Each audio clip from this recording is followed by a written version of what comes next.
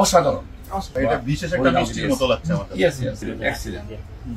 বিশেষ একটা মিষ্টি পেলাম। আমি কিন্তু খুব মানে শিহরিত, মানে প্রথম সাপোর্টে খাচ্ছি, যেটা একটা রেয়ার ভ্যারাইটি। এই যে ভিতরের কালারটা দেখেন, একদম চিনি এবং মনে হচ্ছে আমরা শরীফা আতা ফল এগুলো রস বেরোচ্ছে, হ্যাঁ, মানে গোল্ডেন কালার।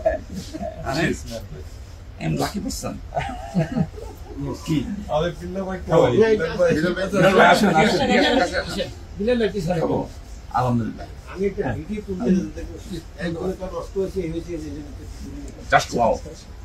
দর্শক আপনারা জানেন আমি কিন্তু নার্সারি পারসন না, বা গাছ বিক্রি করার জন্য কথা বলবো না, বা যেটা টক ওটাকে মিষ্টি বলবো না।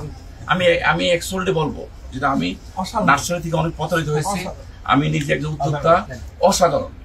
এবং আমি মনে করি এই জাতটা আমার বাগানে নাই, এটা আমি রাখবো।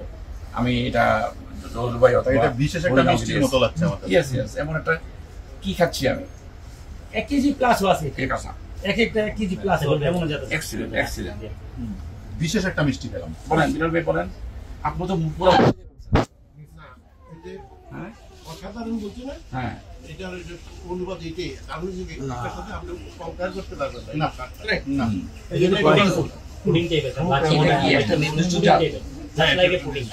আলহামদুলিল্লাহ। আপনারা কি বলেন, যারা খাইছেন ভালো লাগছে? খুব ক্রিমি, ডেলিশিয়াস, বাটারের মতো ভিতরে।